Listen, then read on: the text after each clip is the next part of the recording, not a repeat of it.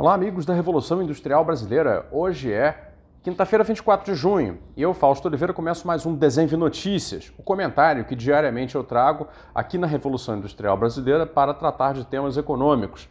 Quero lembrar você que hoje, 24 de junho, também é o último dia para inscrição no curso sobre este livraço que está aqui ao meu lado, chamado O Estado Empreendedor, da Mariana Mazzucato.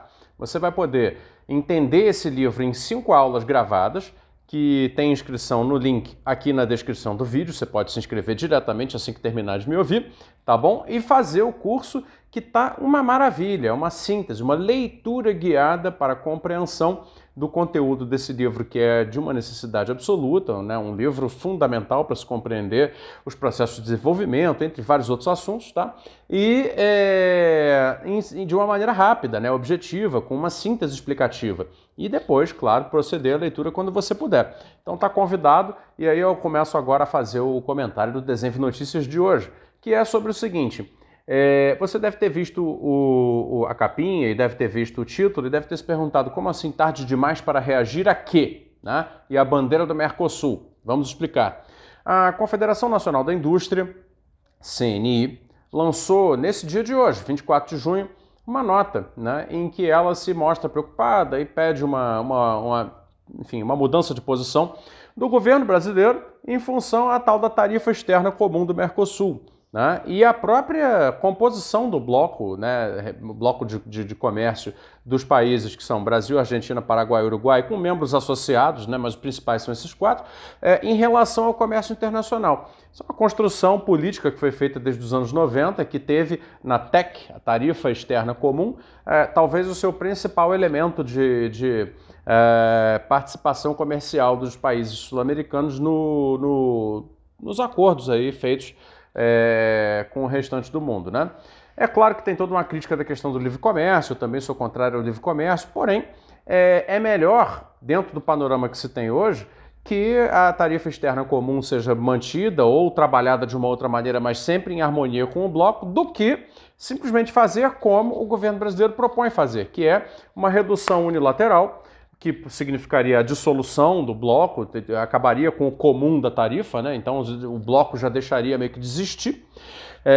E por outro lado, né, uma abertura muito acelerada da economia brasileira, forçando também os outros países a fazerem aberturas similares ou não, mas, enfim, dissolvendo o bloco. E a CNI coloca uma posição contrária, ela pede cautela, ela pede que, afinal de contas, que o governo brasileiro mude essa posição, porque os países negociando individualmente ficam mais vulneráveis, né?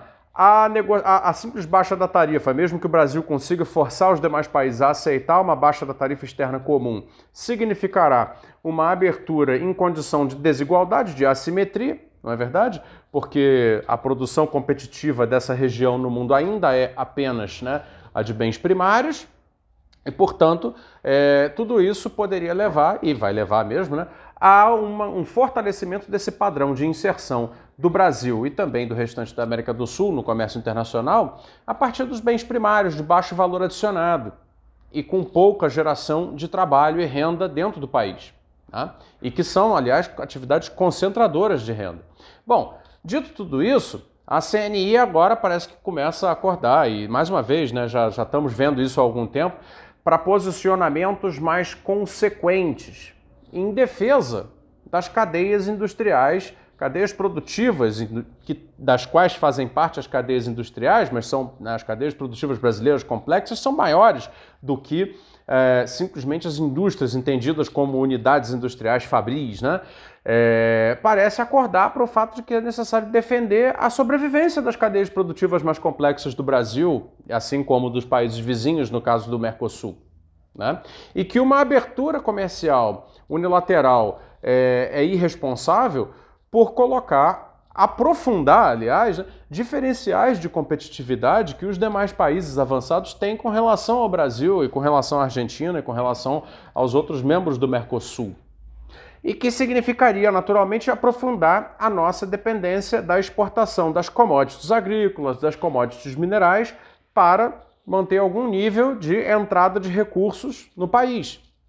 Seria a nossa única inserção comercial mundial. a partir do momento em que não houver mais inserção industrial, inserção de serviços complexos, etc.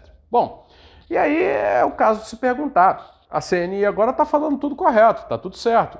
Será que não é tarde demais para reagir? Então essa é a pergunta. Por que a CNI, né? E eu acho que cabe a crítica, por que a CNI passou tantos anos, né? Porque vem desde quando? Desde os anos 90, desde o Plano Real, achando muito tranquilo esse padrão de inserção que crescentemente desindustrializou o Brasil.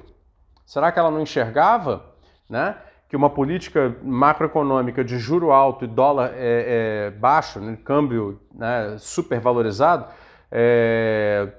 não ia matar as indústrias como matou? Né? Será que ela não percebeu que apoiando, né, a eleição de governantes com políticas econômicas conservadoras, para dizer o mínimo, né? Para não ficar repetindo aquela palavra que eu falo sempre e que, em geral, o pessoal usa para desqualificar aqui os meus argumentos, né? Será que ela não percebeu que apoiando esses governantes com essas políticas econômicas conservadoras estava contribuindo para o próprio término, para a própria desimportância daquilo que ela representa, que é um setor produtivo complexo, né? Então agora ela acho que sentiu que as consequências estão aí, chegaram, né? Daqui a pouco o Brasil não será mais capaz de participar das cadeias internacionais de valor na parte de química, né? Já estamos deixando de ser, daqui a pouco vai deixar de participar também da parte automotiva, daqui a pouco vai deixar de participar também da parte como dizer isso, da parte de máquinas e equipamentos, não é verdade? E outros setores industriais onde o Brasil ainda tem uma certa proeminência, regional principalmente, mundial não tem mais, né? Mas uma proeminência regional, relativa, ainda tem. Agora, se você colocar na equação aquilo que é o efeito mais problemático em termos sociais, aí realmente nós estamos com um problema que é uma bomba relógio, que é o seguinte, ora, o Brasil vive hoje uma crise de desemprego. O Brasil vive hoje uma perda não só de quantidade de empregos, mas de qualidade de empregos, né? As massas sociais brasileiras estão se acotovelando nas cidades em busca de ocupações de baixíssima produtividade e, portanto, baixíssimo salário, baixíssima rentabilidade. Ou seja, a renda nacional está decrescendo na mesma proporção em que decai a qualidade do emprego, o que vem a ser um efeito direto da desindustrialização do país. Porque, claro, vocês sabem que eu canso de repetir, indústria não é fábrica. Fábricas são parte de um sistema maior, produtivo, caracterizado por complexidades crescentes e ganhos de escala crescentes, etc., encadeamentos longos, etc., etc., e que incluem fábricas, mas não são só fábricas. São empresas de serviços, serviços sofisticados, não é verdade? São outras empresas fabris ou semifabris, são importadores, são exportadores, são agentes de comércio internacional. É todo um ecossistema produtivo que se vai e que o Brasil está deixando ir. Esse ecossistema produtivo, que eu gosto de chamar de indústria, porque no fundo das contas é isso que é, né? Ele tem no setor industrial, assim, em estrito senso, ali nas fábricas, né, uma fonte de irradiação de poder, de energia.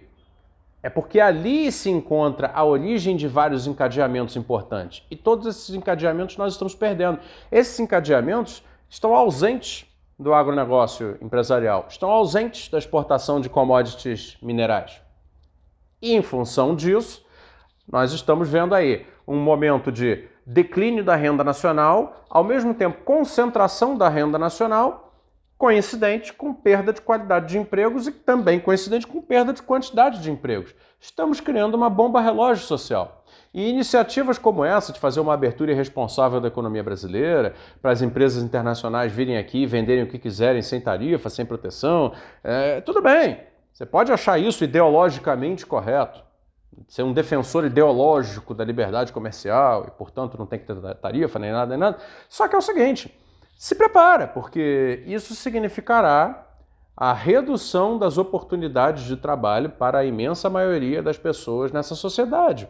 E significará um horizonte de renda declinante. Vai chegar um momento em que a renda vai estar tão declinante que, né, a classe média corre riscos.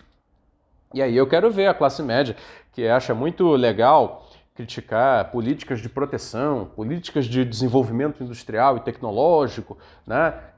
Gosta de dizer que isso é a maneira de concentrar renda para os ricos, etc. Eu quero ver a classe média quando os seus filhos perderem a oportunidade de trabalhar nas melhores empresas, de trabalhar, vamos dizer assim, no ecossistema produtivo mais nobre, de maior complexidade, o que ela vai dizer?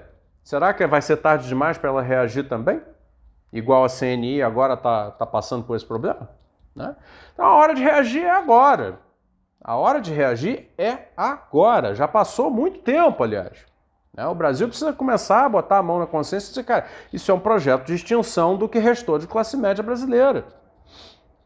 É do interesse da classe média brasileira a defesa do tecido produtivo nacional e não será abrindo ele irrestritamente à competição internacional em situação de assimetrias, não só tecnológicas, mas de todo tipo, tributárias, de infraestrutura, de qualificação dos profissionais, de atualização do parque produtivo em termos de máquinas, equipamentos, etc., de fornecimento de energia, etc., etc.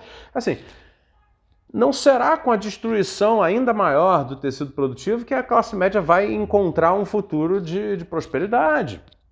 Vai ser o contrário, a classe média vai se deparar com um futuro de concentração ainda maior da renda, né? E cada vez menos possibilidades de trabalho, né? E esse clima, né, de se-virância, de cada um tenta inventar uma maneira de viver, etc., vai se acentuar. E embora seja muito positivo que as pessoas hoje queiram ser empreendedoras, isso não tem nada de errado, isso é muito bom. Embora isso seja positivo, não vamos inventar uma distopia. Não se pode inventar aqui um mundo onde todos são empreendedores de si próprios. Não é assim que uma sociedade funciona. Sequer nos países mais avançados que chegaram ao desenvolvimento através do capitalismo no século XX, não é assim que a coisa funciona. Né? Uma sociedade é uma sociedade. Uma sociedade precisa ter gente trabalhando. Né? Uns trabalhando para os outros. Isso é normal, é bom que seja assim também. É bom que se aumente o número de empreendedores, mas não nesse contexto. Não sob esse paradigma ideológico. Né? Então, tomara que não seja tarde demais. Parabéns à CNI por se posicionar aos 50 do segundo tempo, mas vamos ver no que dá. Eu fico por aqui, agradeço a sua audiência, obrigado, até uma próxima.